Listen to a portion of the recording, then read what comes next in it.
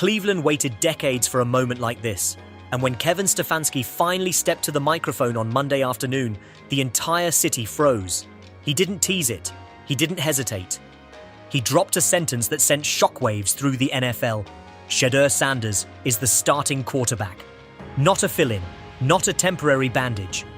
Not the next name on the endless list of replacements. The starter, QB1. Just like that. A franchise that has burned through 42 quarterbacks since 1999 suddenly looked like it had stumbled onto the miracle it never deserved. Within minutes, sports radio lines exploded across Ohio. Fans screamed into their TVs. People who swore this team would never break their hearts again sprinted online to order Shedeur Sanders jerseys like they were buying survival gear. But here's the part nobody saw coming. The twist that turned a big headline into a full-blown earthquake. Dillon Gabriel had cleared concussion protocol. He was healthy, he was ready, he was available, and Kevin Stefanski still told him no. He chose the 5th rounder over the 3rd rounder. The rookie who started the season as QB4 over the rookie the organization drafted to be its future. That doesn't happen in the NFL. That's not just a depth chart update. That's a regime admitting, we might have backed the wrong guy. So what changed everything? That answer lies inside Allegiant Stadium in Las Vegas. Shedeur Sanders walked in for his first career start and did something no Browns rookie quarterback had done since 1995. He won, not survived, not squeaked by. He controlled the game. The scoreboard said 24-10, but that doesn't capture what everyone in the building felt. Shedeur's numbers, 11 of 20, 209 yards, a touchdown and a pick, were fine. But the moment that made the NFL take him seriously came on a 3rd and 8 in the first quarter. The Raiders sent an all-out blitz, bodies flying at Shedeur like the stadium lights were magnets pulling them in. Any rookie freezes there. Any rookie turtles, takes the sack, plays safe. Shedeur Sanders isn't built like any rookie. He spun out of pressure, rolled right, planted, and fired a 52-yard missile to Isaiah Bond that made Myles Garrett drop his jaw on the sideline. Garrett later told reporters, "There aren't many guys in the league who can make that throw." That wasn't praise. That was a knighting ceremony. And to understand how insane this rise is, you have to rewind to his darkest chapter. Shedeur Sanders was once the projected number 1 quarterback of the 2025 class. Analysts called him polished. Scouts loved his accuracy. Mel Kiper had him QB1. But when draft night arrived, something bizarre happened. Team after team passed. Round 1, no call. Round 2, nothing. Round 3 vanished. Round 4 evaporated. And finally, after 3 days of humiliation, Cleveland traded up in the 5th round to get him at pick 144. It was one of the most stunning freefalls in modern drafts, and Shedeur remembered every single team that passed. But arriving in Cleveland didn't solve anything. It made things worse. The Browns already had Joe Flacco. They had Kenny Pickett. They had Dillon Gabriel. Shedeur wasn't just low on the depth chart. He was invisible. He watched camp from the sidelines. He barely touched the ball in preseason. He entered the regular season as the emergency QB. On NFL Sundays, he wore street clothes and watched from the press box. Pickett got traded. Flacco got traded. Gabriel stayed the starter. And Shedeur stayed waiting. But then came the admission from Stefanski that sent Browns fans into meltdown mode. After Shedeur's brutal debut against Baltimore, the coach revealed that Sanders had never taken a single first-team rep all season. Not even one. The Browns drafted a quarterback with franchise potential, then refused to let him practice with the starters. It was organizational malpractice. And when Gabriel went down with a concussion against the Ravens, Shedeur was thrown into a war zone without a map. Baltimore had one of the best defenses in football, and Shedeur hadn't even thrown a practice pass to Jerry Jeudy. His first completion to his top receiver was literally the first time he'd thrown him the ball. Ever. The Ravens game was a disaster, one of the worst rookie debuts the league had seen in years.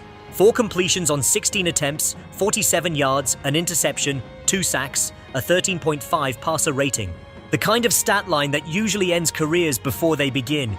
Analysts tore him apart. Fans panicked. But what nobody seemed to understand was that Shedeur wasn't unprepared. He'd been set up to fail. He didn't know the timing. He didn't know the routes. He didn't know his receivers. He was thrown into a buzzsaw blind. And somehow, despite all of that, 1 week later, he walked into Las Vegas and played like someone who had been preparing his whole life for this.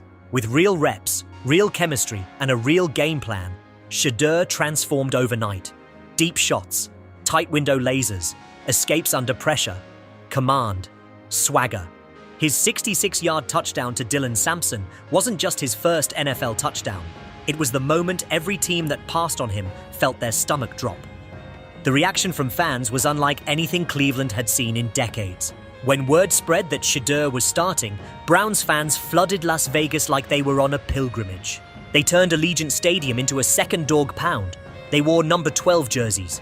They chanted his name. People cried when the game ended. One fan flew across the country just to witness history after following Shedeur since Jackson State. And up in Mark Davis's owner's box sat Deion Sanders, the father of the opposing quarterback, invited by the Raiders owner himself, cheering for his son in enemy territory. After the game, they embraced in the tunnel, a moment you'd expect in a movie, not the NFL. When the official depth chart dropped, everyone knew what it meant. For the first time all year, Shedeur Sanders sat at the top. QB1, not Dillon Gabriel, not a veteran placeholder, Shedeur. The decision revealed how badly Gabriel had been struggling. 1-4 as a starter, near the bottom of the league in QBR. Flashes of talent, but no command. In one game, Shedeur gave the Browns something they hadn't felt in years: genuine belief. But now, the real test begins. The 49ers aren't the Raiders. They aren't limping through the season. They're a playoff contender with a 7-4 record and a defense that breaks quarterbacks for fun. This is the game that reveals whether Shedeur is a spark or the future. If he survives San Francisco, if he competes, if he shows the same toughness and playmaking he showed in Vegas, then the conversation shifts forever. He won't just be a cool storyline. He'll be the franchise quarterback Cleveland has been praying for since 1999. And make no mistake, Kevin Stefanski's job is now tied to Shedeur's success. Fans accused him of sabotaging Shedeur early. Analysts questioned why he never got first-team reps. Former players blasted the preparation. By making Shedeur the starter, Stefanski is betting his entire future on a fifth-round rookie with one NFL start. If it works, he's a genius who saw what nobody else could. If it fails, he becomes the fall guy. Shedeur doesn't care.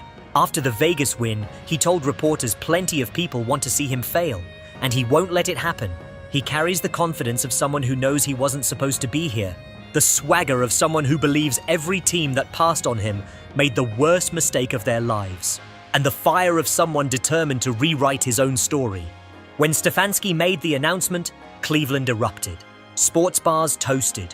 Group chats exploded. Fans who've lived through heartbreak after heartbreak finally felt something dangerous: hope. And at the center of it all stands a 23-year-old rookie who refused to fold when everyone expected him to. Shedeur Sanders is QB1. The wait is over. The new era has begun. And Cleveland will never be the same again.